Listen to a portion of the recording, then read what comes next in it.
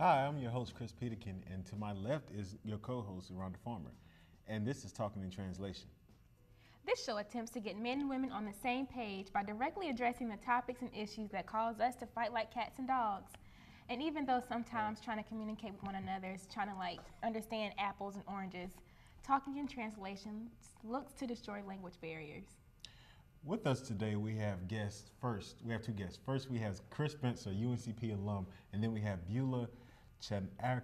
Chanakira. Yes. I apologize. Okay. She's a UNCP graduate. And welcome, guys. Welcome. Thank you for being here today. Thank you for having us. Yes. All right, so now let's get to our first topic. Why do men and women struggle to communicate? Ladies first.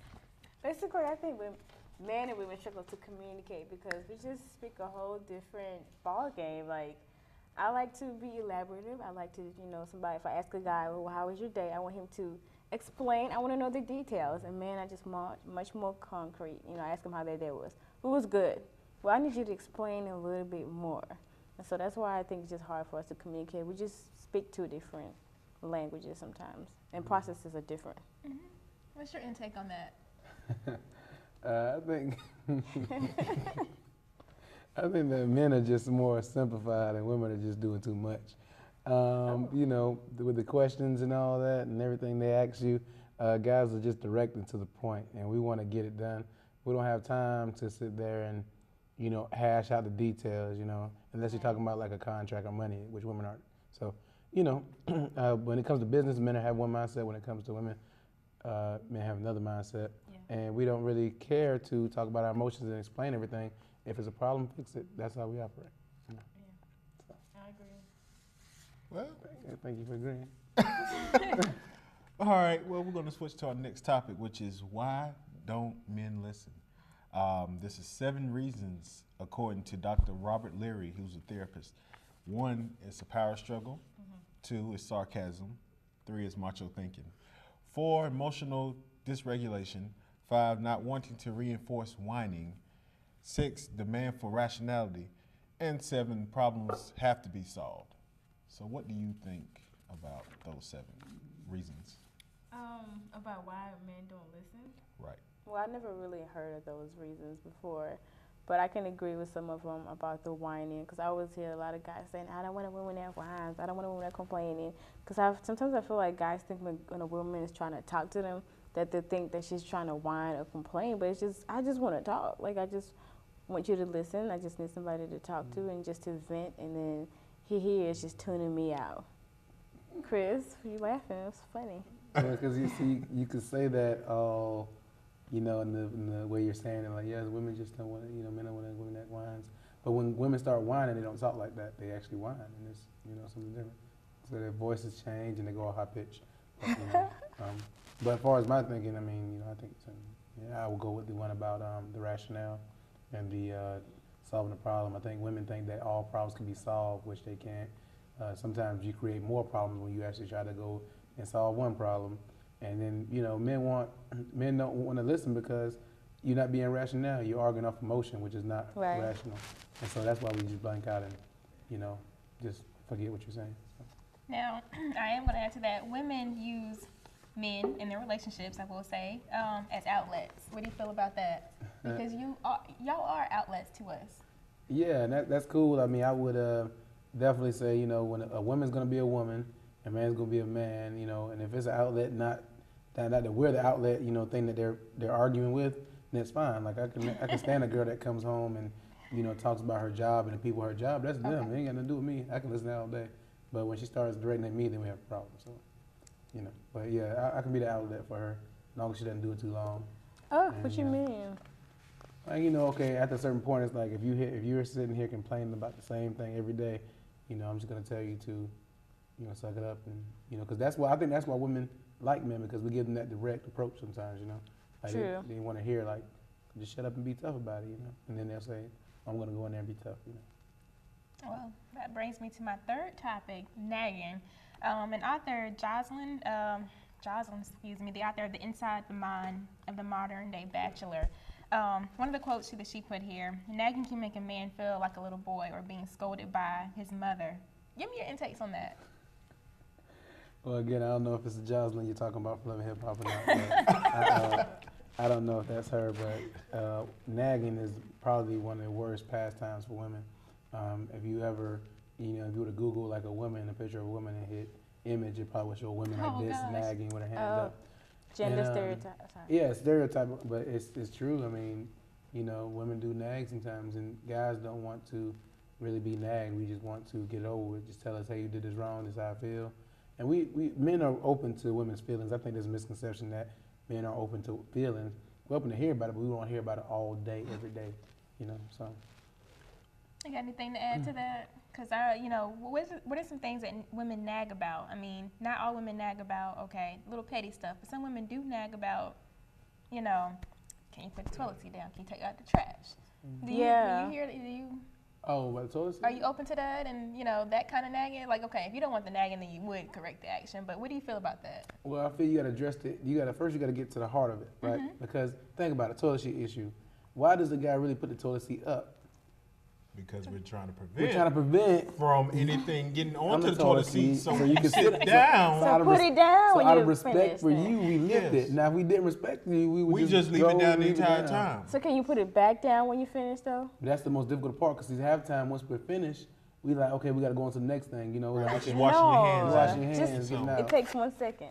It does, but I mean, it's one of those things you just forget to do, and that's a part of human Yeah. nature. Is that Yeah, and it can become annoying. Like, yeah, that would become annoying. Like you constantly leaving the toilet seat up. I mean, but why? Check it like this: like if you go in and you're gonna use the bathroom and the toilet seat's up, do you really complain about falling in the toilet every once in a while? I would complain if I fell in. But hopefully you're smart enough to know that you should check the toilet before you even Right. sit down. So when you just wanna first go. walk in, you look at the toilet, you should see the seat Can up. we just, agree to just say Disagree. put the toilet seat down when you're done? Yeah. It's Now, that's take that's another- all. That's been direct as a male. That's the solution. You want a solution? Put the toilet seat down. Okay, That cuts everything all I off. can do is tell you I'm gonna try, but don't get I mad like at me that. when I it do happens. like that. She said it. That's the direct way I can of get doing with you it. on the taking out the trash thing. I do think that Uh-huh. men should take out the trash. Right. There's certain things that men should do. That's part of being a man. Like I would wash my girlfriend's car or my wife's car. I wouldn't let her wash it, because I wouldn't let no other guy wash it either. But I would take out the trash, stuff like that. All right. So, We're going to go to gender stereotypes. Now, I got a list for the men. I got a list for the women. Okay. All right, and these are just random stereotypes that are normally connected to the two. I'm going to read off the side for the men. I'm going to read off the side for women. Let me know if it's true or false in your opinion. For the men's side, it's don't do housework, are always in charge, are lazy and messy, do not cook or sew, are not responsible for raising children, are not secretaries, teachers, or hairstylists. They do dirty jobs such as construction and mechanics. Now, for the women's side, are supposed to cook and do housework, are never in charge, are to be submissive and do as they're told, are supposed to make less money than men, are best as stay-home moms, and they are not nurses. Well, they are nurses, but they're not doctors. But we're going to start off with you on the Okay. men's side, so let me know what you think. I think as far as like men not liking to do housework, it depends on the housework. Like washing the dishes and Yeah. vacuuming and stuff like that. Because a guy, no matter how much a guy cleans a house, he can't clean like a girl can. Trust me. I mean, girls can get down in the house. You can learn. I can do detail, but I'm not like a woman can. Trust me. And now if it's something like fixing the stuff around the house, gardening maybe, doing stuff, fixing up the house, I can handle that. But as far as doing work around the house, I can maybe wash the dish, take out the trash, but she gonna have to like decorate and stuff because I can't do that. That's so basically, it's equal. It's equally shared Yeah, it's equally responsibility. shared. I can take that. Okay. As far as not being responsible for children and things like that, I think that's totally false. I mean, I have a friend who takes care of his 3 kids, and he's a very responsible guy, and he's a great role model for fathers everywhere, and he definitely does Applause to take care. you. Yes. Now, the job issue, that's one thing. First of all, they can't just say guys work dirty jobs, but it should say guys are willing to work the dirty jobs, not that guys just work dirty jobs. Because I work 3 jobs if I have to, as long as it's making money, So that's false there. But being lazy and all that, yeah, we deserve to be lazy because if I work the tough jobs, I want to be able to relax and be lazy when I want to be lazy. Which All doesn't the involve- time. If I'm working all the time, yes. If I'm working all the time, you chilling at home, I can't have a lazy day. The house should be Lazy and cleaned up. messy. The house should be, I mean, you clean, you there, you clean up. Oh, So you can't help out? I'm gonna help Just out. 'cause you I'm gonna put working? it there, and maybe somebody will make it go away. Yeah, your hands. Your hands and your feet. Well, it'll lay there with my hands, and my feet there. I mean, I'll leave it on the floor for a month or a few weeks, just a few weeks. I guess that stereotype is true for him. I mean, a few weeks not hurting nobody. Why does it bother you so much when I leave? Well, not me, but why does it bother you so much when a man is messy? What's that about? Because it just creates chaos, like stuff just everywhere. You walk in, you seeing stuff that's not supposed to be there, like just neatness is just great. I'm not saying like being a neat freak, but when you take off things, take them off and put them up. That's not hard. That's direct and concrete. I think that's where the communication gets misconstrued. It's like we are direct as women, but then sometimes we can be too direct, and they don't get it still. Do you understand what I'm saying? Yeah. Yeah, because I've seen 2 or 3 things we said right now that it's kind of, we are direct when we're saying, but then again, it's kind of like misconstrued as something else. But Well, women want to put everything inside of a box. You can't do that because you can't account for the variations and the different stuff that happens. So you can't say every time I gotta put my stuff up when I take it off, because maybe I took it off and there was some kind of emergency and I had to run outside, or maybe there was some kind of emergency and I was just so tired I just passed out and went to bed. Okay, but don't let it stay there for a month or a week for the rest of the week. Again, that's what, if you walk past it, you need to go ahead and. I mean, eventually I probably will. See? See, but then they give that mindset they want to, I'm going to walk past it. I'm going to see if he's going to get it.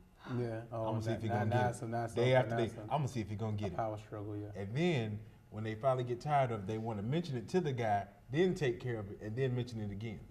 So bringing up old stuff. And then they say, I was waiting for you to pick it up. I was just waiting for you to pick it up. Nagging, yeah. But nagging. Yeah. You're not gonna pick these things up. They've been there all day and all week. It's just a reminder. I done walked past these reminder. things 50 times and I have not, seen you touch them. So. what we see, they don't see. Yeah. So I guess that's the thing. But some of the stereotypes that Chris went over as for women, women are supposed to. Women are supposed to do the cooking and the housework and never in charge. But actually, we want to get your side, but we're actually going to get ready to take a commercial break. Okay. So we're going to take a short break, and we will return, and we will be discussing her side of gender stereotypes, true or false, and then we'll also be talking about what men and women really want. And this is the Talking in Translation.